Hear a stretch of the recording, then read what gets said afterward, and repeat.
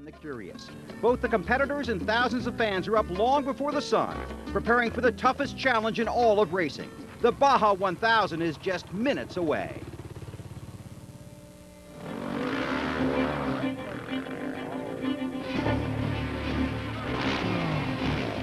The Baja 1000. For a racer, this really does feel like the edge of the earth. A grueling chase across the Mexican desert where hope is just as valuable as horsepower. Or maybe more. Each year, these men come back to Baja for a showdown with sundown, where night can be the toughest part of your day. This is a gallant charge into a gauntlet of enemies. If the frustration and fatigue don't beat you, the competition probably will. This is endurance racing in the desert, where something always breaks. And usually, it's your heart. But this is Baja, where for 41 years, dreamers have raced and racers have dreamed. Because out here, you just might be able to turn dust into gold.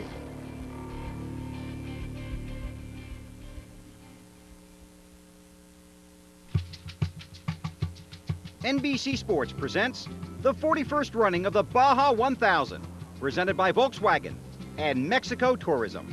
The morning light is creeping toward Ensenada, and on this day that can mean just one thing: the green flag is drawing closer for nearly 350 entrants.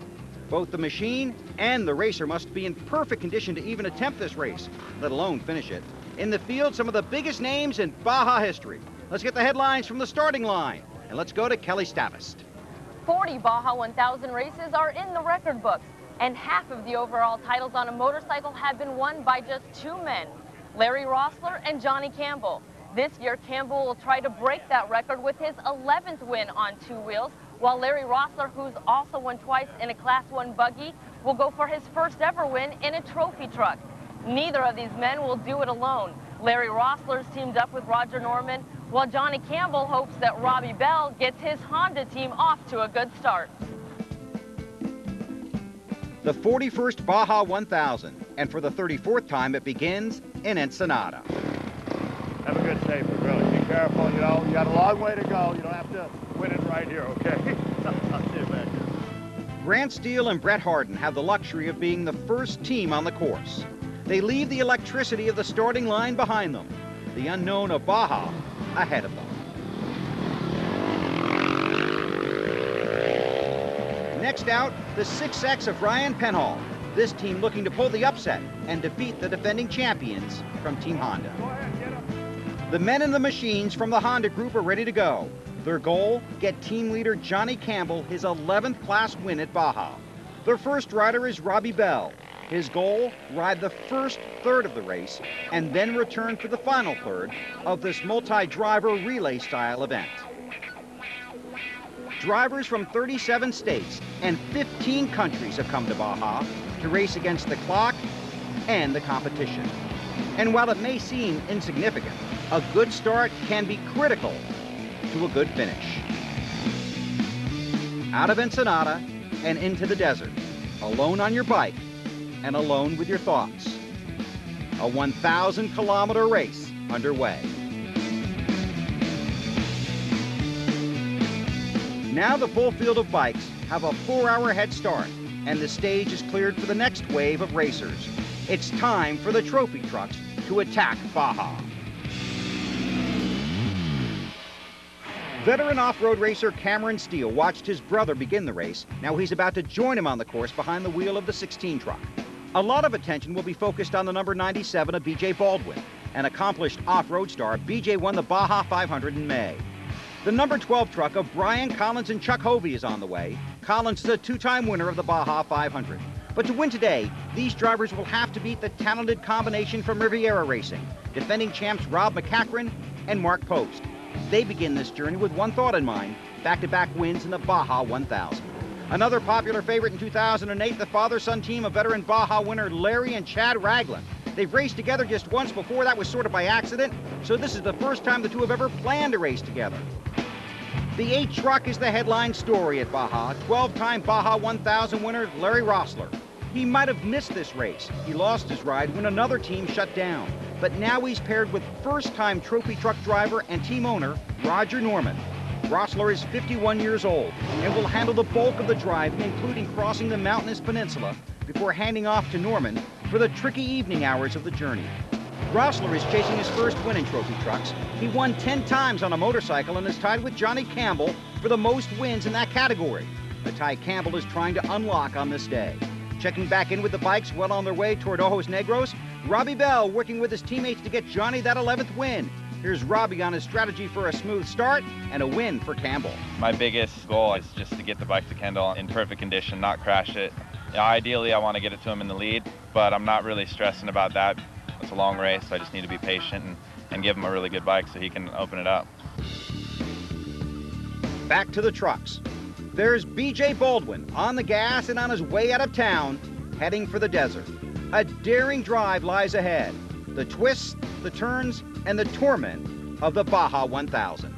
Our NBC Sports coverage of the 41st annual SCORE Baja 1000 will continue in a moment.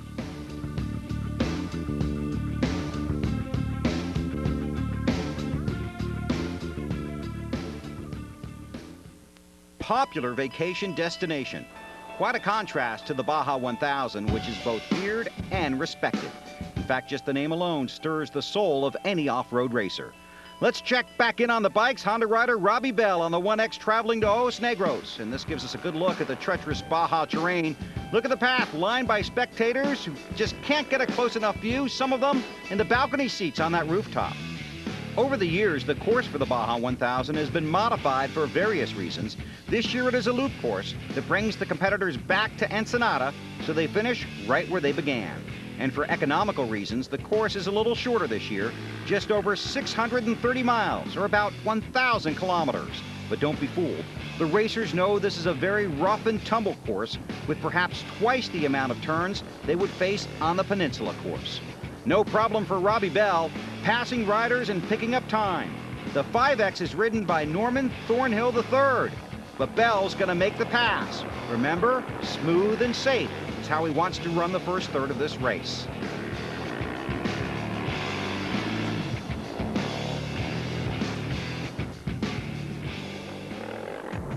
Now the 97 truck of BJ Baldwin. And here's a good example of what many of the drivers knew they would face. The dry conditions have only added to the deteriorating visibility. And believe me, it gets worse before it gets better. In fact, it really never gets better. And this is just another challenging aspect of this particular course. And it's not just the environmental obstacles that can derail a team at Baja. This is the defending 1000 champion, Rob McCachran. He also had 6 wins in 12 races in the Pro 2 class during the 2008 championship off-road racing season. But that tight turn, that makes you wonder if you're on the right course and what kind of trouble might be waiting for you just down the road. This is Cameron Steele, another veteran off-road racer who knows the most important lesson for a driver at Baja is to race with your head and not over it. Can't be a dummy, and it's crazy. You get in an 800 horsepower truck with 30 inches of wheel travel and instantly you want to be a race car guy. You know, you get in there, it's like, arr, arr, it's like, attack, and if you do that, you're done. So I'm gonna have to put my brains, tuck them into my ears, and be smarter than the rest of the guys, because I think the #1 thing you're competing against here is yourself and your will to go slow enough to get to race mile 130. On board with Cameron, and this gives you a perfect idea of how tight this course can be in certain locations. And it's not just the trees, you gotta watch out for the spectators too. Check it on the bikes. There's Cameron's brother Grant on the 2X machine. He's the class leader as they race through Ojos Negros. Now these racers know there's always the added issue of difficulties like local pranksters. They like to have fun along the route, often changing course markers and sometimes giving racers the wrong information. Everybody out there has to be on their toes. There are 28 pro classes and 7 sportsman classes in this year's edition of the Baja 1000. Robbie Bell continues his chase through the desert. Remember, he's racing for Team Honda. They're trying to get Johnny Campbell that 11th win in the Baja 1000. He's being chased by his teammate, Tim Wigan. He's on the second Honda bike. That's the 10X, and he's trying to rope in Robbie Bell. The motorcycles well on their way. Meanwhile, back in Ensenada, the teams continue to take the green flag at 30-second intervals. This is the number 6 Baja Challenge vehicle of, yes, Bill Weber and Samuel Habanet. He's a drift racer, AKA the Crazy Swede. Being part of the Baja 1000 for my first time, what could I expect? I heard a lot about it. It's one of the toughest races in the world. Through the media, I did gain a lot of experience before I got here. Could I know everything? No, for sure not. You see people from the whole world getting together here, which is just beautiful, and just having a big party and go out racing like crazy. Great atmosphere for me. 06, Biff Goodrich got involved with our drifting effort. We got a championship right away, and who would know that that would lead into a desert race like I'm here right now. It turned out to be a very exciting venue for me. We did some pre-running last week, and it's really, really cool for me to be part of it. The Baja 1000 were veteran racers and rookies off to compete together on the same course with varying degrees of results. The trucks have now reached Ojos Negros. That's quite an accomplishment in itself. Brian Collins in the number 12 truck is leading the way. And here comes BJ Baldwin. Remember, he's trying to run the entire race by himself. He had trouble early in the race with a flat tire, and now he has to maneuver through the natural obstacles and the human ones, too. And behind him, Larry Rossler. Larry is extremely popular in Mexico and the Baja 1000, and he appreciates it a lot. The papers have named me Senior Baja, and I can go to a gas station or convenience store, and just out of the blue, I was in San Felipe, anywhere, and a kid will come up to me, oh, Mr. Rossler, you know, it's really an honor. I mean, the people lining the race course, it's unbelievable, and it's really flattering. And another good run for Larry so far in 2008. Now remember, we watched Rob McCachran in the number 1 truck weaving his way around the course earlier in the race, wondering what kind of trouble could be ahead? Well, they've had some issues with both their team communications and the navigation system. The Riviera Racing Team and many others hoping the racing gods will guide them to the finish, but it won't be easy. The brother's gonna work it out. The brother's gonna work it out. The brother's gonna work it out. The brother's gonna work it out. Well, here's a little video game trivia for you. Pong was still 5 years away when off-road Hall of Famer Rod Hall was beginning his career at Baja. We can say off that Rod Hall is the only guy that did the original Baja 1000 in 1967 that's raced every race since 1967. So, you know, my time is kind of coming to an end now. This will be sort of my retirement year, and I'm having my 71st birthday in a racetrack. So what a way to have a good birthday present, huh? 71 years old, and he completed every mile of every SCORE race in 2008. Now back to the two-wheel guys, the 10X of Tim Wigan. He put Ojos Negros in his rearview mirror about 10 minutes ago. He's the class leader. He's gotten around Robbie Bell, and he is a rider that knows that experience is the best teacher when it comes to Baja. I think I have the speed. I just need to be smart, and it's all new to me. I don't have the experience as those guys, and it's only my 3rd time down here, my first 1000, so if I can keep my head together and ride within myself, I think we'll be pushing the 1X team. Well, Tim is the man to catch for now. And at Baja, the key phrase is for now. Because if the course doesn't get you, the competition probably will. And speaking of the competition, let's check in on Robbie Bell. He's aboard the 1X, and while he doesn't have a chance to take in the view, we certainly do. New situation now for Bell. No longer the leader, he runs in 2nd, chasing Wigan. If you look down the road, you can see what Robbie can feel, that he is closing in on Wigan, at least for now. So these two teammates have swapped the lead. We'll see how it plays out later in the race.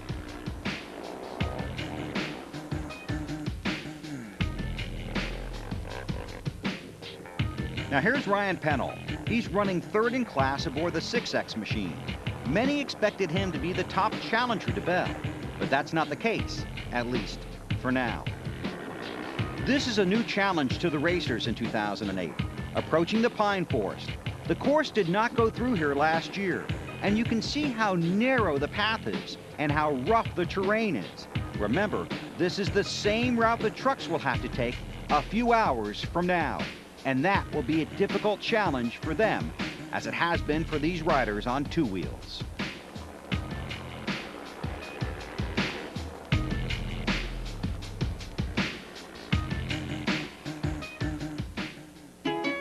This is a big story at Baja, the number 81 Volkswagen team of Ryan Arciero and Mark Miller.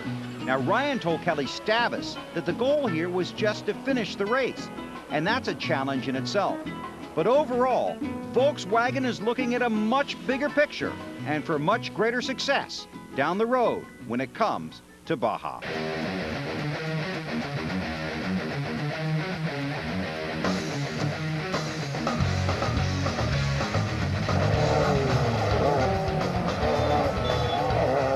Think about the early years in off-road racing, they were done on a Volkswagen chassis. You know, Bruce Myers got a Volkswagen chassis, built a purpose-built body for it. They shortened the VW Bug, and that's how this whole thing started. There's probably close to 100 engines that are Volkswagen powered, so that's more than a third of the field, I think, will be VW powered vehicles. So obviously our brand character and heritage is directly linked to this race for the past 41 years. They made a commitment to SCORE International long-term to be a sponsor of the series, and they believe about that their technology can be developed down here. For us to come now and corporately participate with a trophy truck is something that I think the fans and the racers and the entire Baja Peninsula, as well as the fans in the U.S. and across the world, actually, will really find an interesting story for Volkswagen and our consumers. It's going to raise the bar and the level for all manufacturers with a SCORE trophy truck. But it looks like a Touareg on steroids.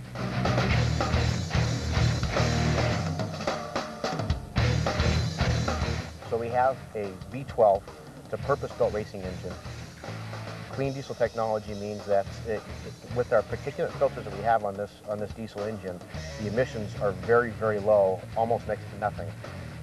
We tried to stick with basically a traditional trophy truck and do the, you know, from a technical standpoint, the things that we felt like Volkswagen could really help us with.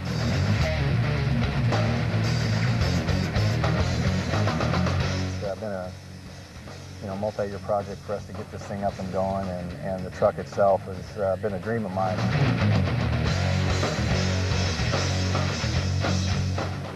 Now this is interesting. See that helicopter? That's the team chopper for Larry Rossler, following him across the course. The number 8 truck of Rossler and Norman on the move towards some of the most treacherous terrain of the competition.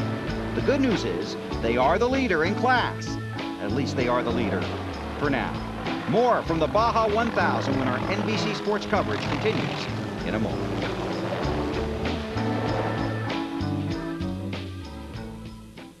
The Baja Peninsula. That's a good look at La Rumorosa, about 120 miles into the race. As the race roars on, numerous changes have taken place, so let's take you through the field. Jeff Cargula has taken over the 2X bike from teammate Grant Steele, and they now are in the lead. Robbie Bell is still on board the 1X machine. He runs in the second position, but he hit a rock and injured his wrist coming through La Rumorosa and would lose some time to the competition. The 10X has faded from first to third. They've made a rider change with Quinn Cody now on board. He's trying to recover from time lost from a fall a short while ago. And this is the 9X of Gabriel Williams. His goal, tame Baja on a bike all by himself. One of 14 motorcyclists and 2 ATV riders attempting to earn an Iron Rider Award by being an official finisher of the race while riding solo. There you get a look at the course. In trophy trucks, Larry Rossler is leading, but he's hoping he doesn't get caught up in some rush hour traffic. And behind him, the father and son team of Larry and Chad Ragland. A race and a learning experience. He's up to speed. I mean, it's just a matter of discipline and just don't be Baja stupid. I keep teaching that. Just think about what you're doing. Don't let a little mistake, create a bigger mistake. fix the little mistake in the very beginning. If you got to pull over, and when you get a flat, pull over instantly and fix it. Don't try and make it another half mile. Don't try and think it's not flat. If you have a problem, fix it. Good words of advice from an expert. One team that has fixed it and is moving forward, BJ Baldwin.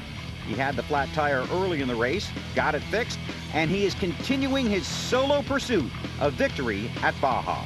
Right now, he's trying to chase down the Raglins and trophy trucks.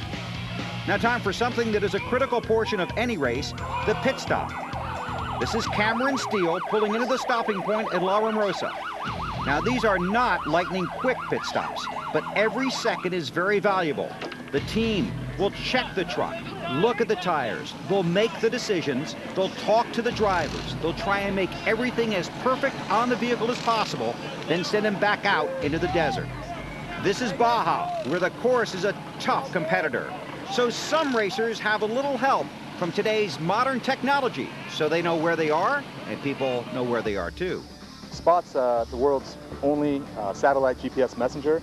What it allows you to do is send a message real time with your GPS location to friends, family, or emergency responders just to stay connected or in time of need. Spot's very simple to use. It has 4 buttons. It has an on-off button. It has a check-in OK button. It has a non-emergency help button, and for emergencies, it's a 911 button. Safety is always paramount. I mean, we're out here racing 130 miles an hour across the desert, so nothing we do is really safe. And Baja is very remote. You know, we carry cell phones, sometimes they work. We have radios, sometimes they work. We have sat phones, every once in a while they work. So I've added the spot tracker to my arsenal of things that I use for safety and communication, because no matter what, it's linked up to the satellite. I push a check-in button. My wife and my friends back home know I'm okay. I push the help button. It sends a message to the same, my wife and friends, and they call the chase truck, say, hey, he's at this coordinates. You can track me anywhere in the world on the spot tracker. And more important for me is it's peace of mind, because there's a 911 button on it. And if you push that button, the cavalry's coming to get you. And when you're in a remote area and no one's there to help, you can't just scream out, but you can push that button and you know that someone's coming.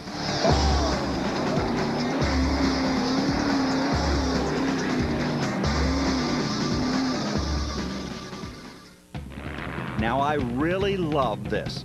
So far we've shown you the motorcycles and the trophy trucks. Well, take a look at this. A sidecar in the Baja 1000. And watch how the rider in the sidecar shifts his weight to help the guy on the bike get through the turns. On the bike, 32-year-old Sandra Lanero. In the sidecar, Rudy Howell. And they are making their way across Baja on a bike and in the sidecar. This is just amazing. And watch right here. Watch Lanero turn around and take a look. You still back there? Yeah, I'm still here. Okay, well, let's keep going. Our NBC Sports coverage of the 2008 Baja 1000, presented by Volkswagen and Mexico Tourism, will continue in a moment.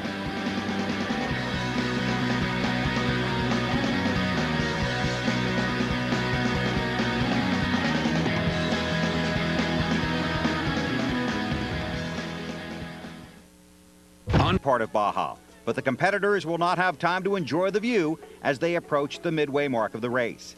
Kendall Norman is now riding the 1X, and he has assumed the lead after Quinn Cody on the 10X suffered a fall.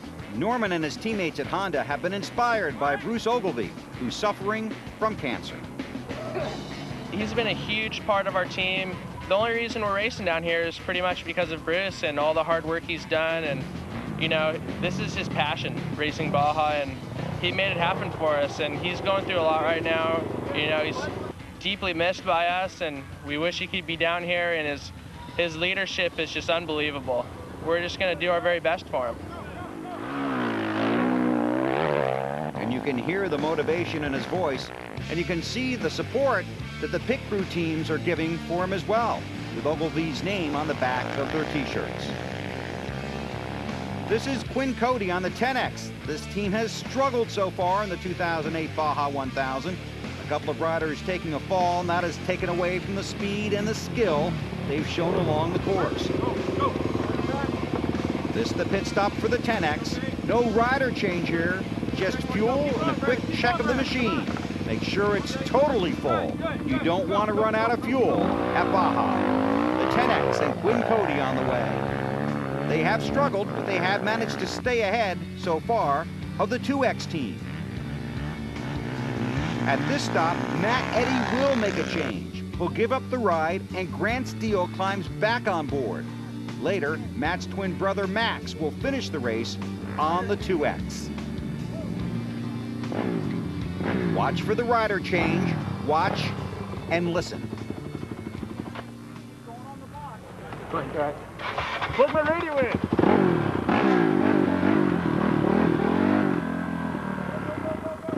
Steele wanted to make sure that his radio was plugged in, and he takes off for his second stint on the bike. Now the trophy trucks have entered the Mexicali area, with Larry Rossler in the lead, being chased by the 33 truck of Larry Ragland. This is a very technical portion of the course. Watch as they maneuver through the hills and then along the edge of the cliff and through Mexicali. Every driver has to be extremely cautious along this portion of the course. That's the 33 truck of Larry and Chad Ragland. Remember, Larry, the veteran, the father, started the truck. He'll be waiting at the finish line, hoping Chad is able to bring it home with a victory at Baja. Two veteran drivers here. In fact, you can't talk about Baja without talking about Larry Rossler, a BF Goodrich driver with a lot of success. I just have a lot of knowledge of Mexico, a lot of experience. You know, my motorcycle success, it's a complete direct crossover to the truck.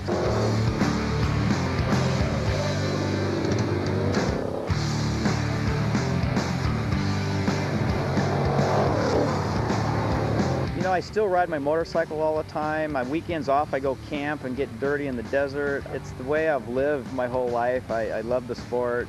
I definitely get serious about, you know, the Baja 1000 and the Baja 500, these races. You treat it with a lot of respect, and you never take things for granted. The combination of to know when you can run and when you can't run, and the cat and mouse game and the dust, and you know, I mean, I love it, but at the same time, you got to stick to your game plan. And that's worked well for him. There's a look at the course the racers are following, or at least trying to. San Felipe is, well, let's call it the unofficial halfway mark. That's when a racer gets a shot of adrenaline. Less than half the distance to go. I know we can make it from here. Cameron Steele in the 16 truck, looking for the victory at Baja. And there's 97, our solo artist, BJ Baldwin, trying to catch the trophy truck leader. Remember we mentioned the problems of Post and McCachran in the number 1? They are the defending champs, but they've spent the race looking for a light switch in the dark. GPS problems and communication issues, that'd be like trying to drive around Manhattan for the first time with no map and no cell phone. Either place, you need plenty of help to get around. Looking ahead now for pit stops. Here comes Cameron Steele. He's pitting for a flat tire, a problem the drivers have to be ready for. One of the definite casualties of the Baja 1000 courses is the flat tire. And in a trophy truck, sometimes it's hard to tell you have a flat tire right at first. But if you're going wide open in a straight line, you may not know you have a flat tire right away. But I'll tell you what, as soon as you try to turn the truck, if you have a flat, whoa, yes, now you know that you have a problem. Just to recap, here's a mini through the field for you. McCachran and Post in the number 1 truck, driving blind through the desert, and probably a little leery about asking for directions. They are the defending champions, and right now they're trying to find some way to rope in the trophy truck leaders, but they're not having a lot of luck doing it. Larry Rossler is that leader. He is so popular in this sport, people simply call him LR out of respect. Trying for a history-making win in the Baja 1000 here in 2008. Right now, he's got a pretty good shot at victory. And what about Cameron Steele? Well, they're still working on that tire. He's got it fixed. He's on his way. But what waits around the next turn? Salt Flats. Laguna Salada means salty lake, and this is an enclosed basin formed by the delta of the Colorado River. Hey, you fans down there, you better be careful. Sometimes local irrigation can fill the salt flats as deep as, well, just about 4 inches. Larry Rossler doing what he does best, leading at Baja, and team owner Roger Norman knows he's got the right guy in the truck when it comes to competing in the Baja 1000. Well, there's a reason that they call him Mr. Baja. He is one of the greatest Baja racers that's ever lived, and winning 12 overall victories is just absolutely incredible. Looks like his fans will show up anywhere to see him race. An amazing career for LR in the Baja 1000, trying to pick up another victory here in 2008. Larry Ragland continues his pursuit of Larry Rossler's number 8 truck, but it hasn't been easy. He's had to deal with vision issues in the first half of the race. It won't be long, though, before Larry will turn the wheel over to his son, Chad, and the plan is for Chad to do the rest of the wheel work and take the truck all the way to the finish line. The sun beginning to set, the dust rising, the competition heating up in Baja. That's the 97 truck of B.J. Baldwin. Remember, B.J. trying to drive the entire distance by himself. He's actually closing in on the Raglands. And you wonder what he's thinking at this point. You can see it's getting late in the afternoon. The shadows are getting longer. That dust up ahead, that could be the class leader, Larry Rossler. Well, we actually know it is. But for the other competitors, they can't really be sure what's in that cloud of dust. Larry Rossler trying to race away from the competition. Got Larry Ragland behind him and B.J. Baldwin. He's thinking about his 13th win in the Baja 1000.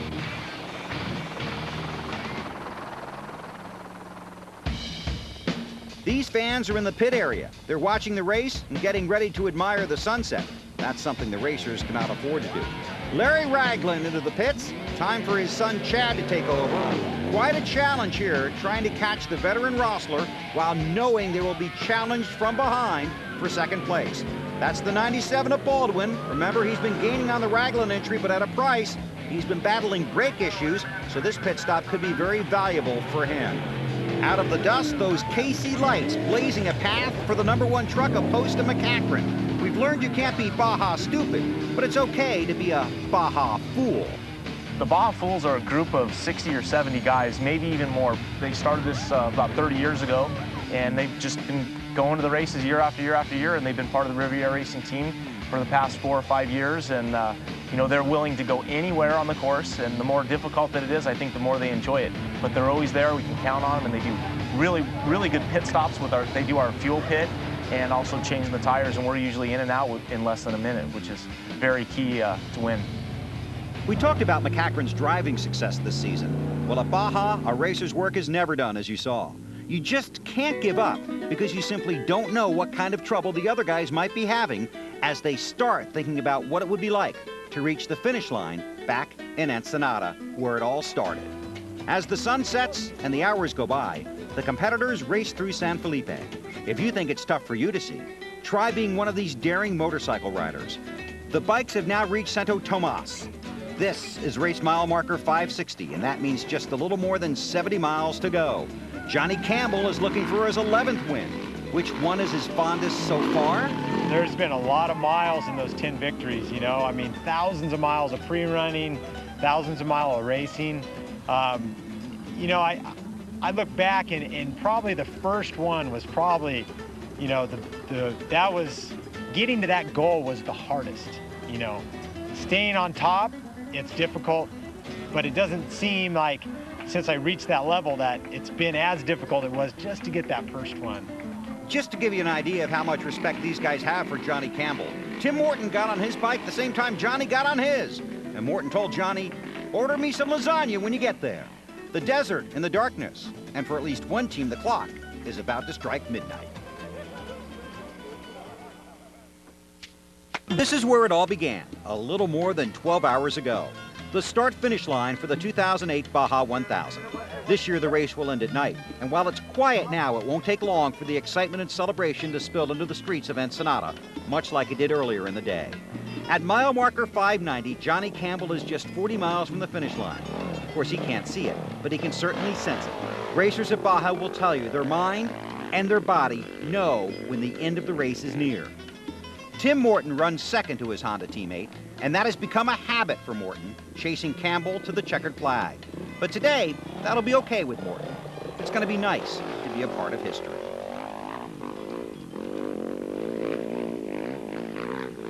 About 30 miles behind the bikes, the trucks are heating up the night. 70 miles to go. And as they head deeper into the darkness, the drivers will count on those KC lights to help them find the course markers.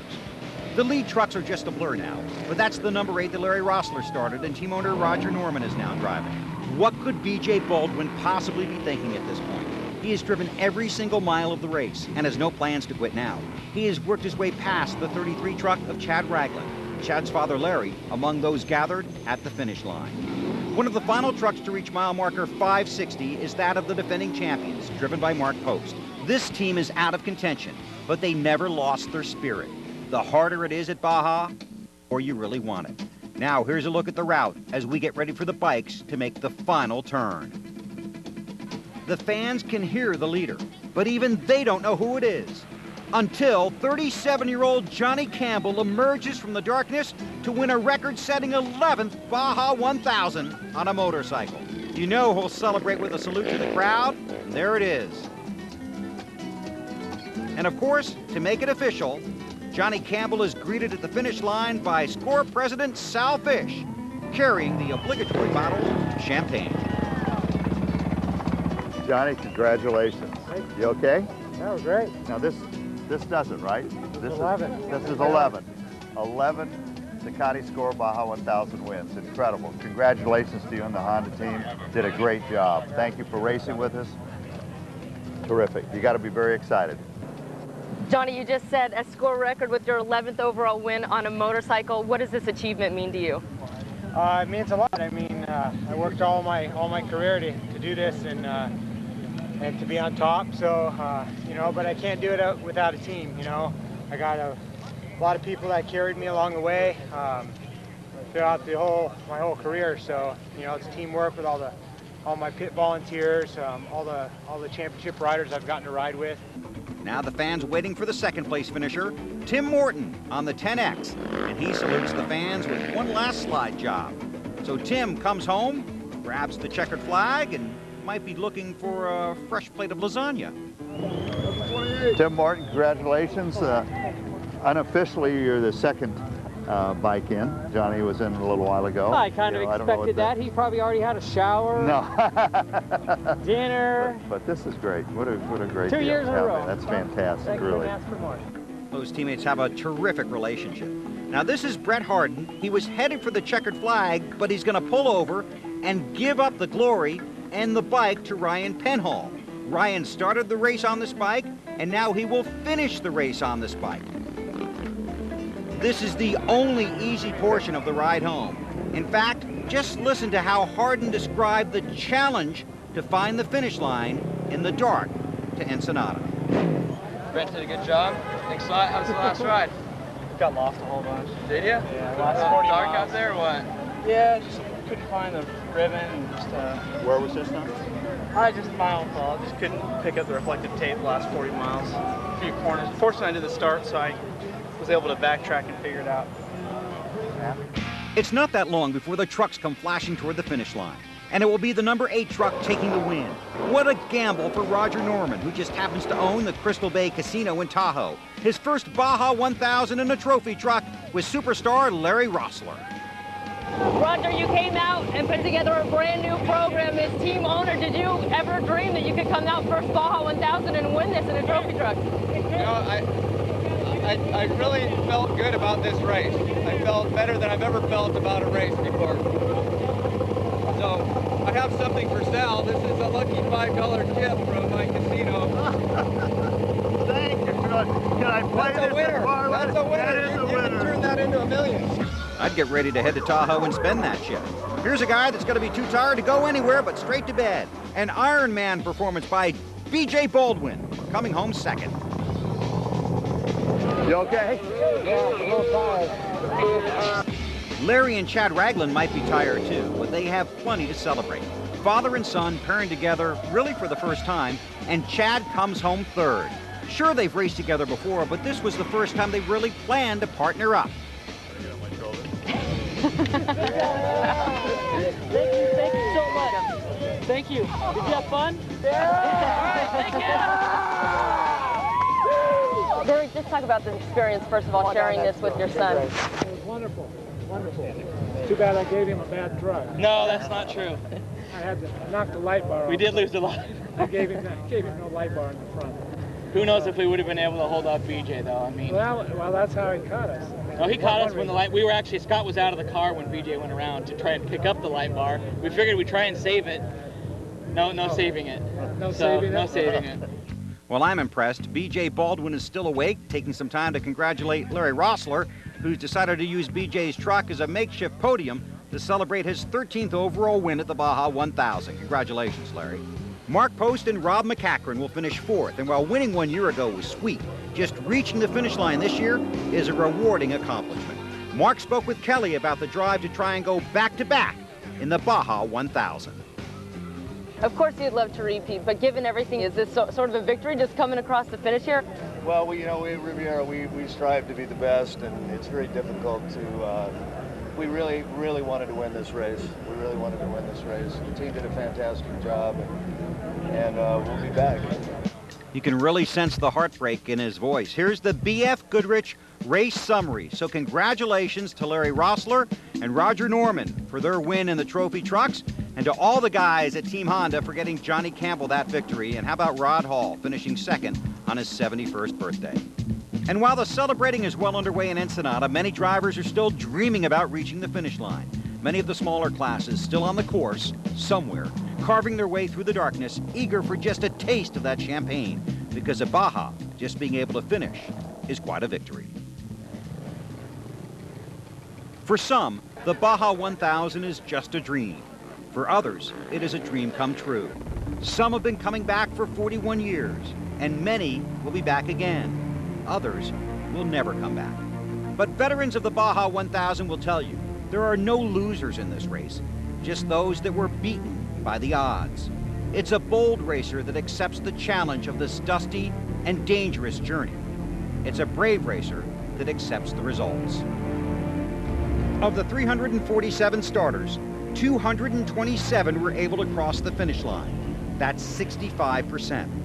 For the rest, the challenge of taming Baja must wait another year.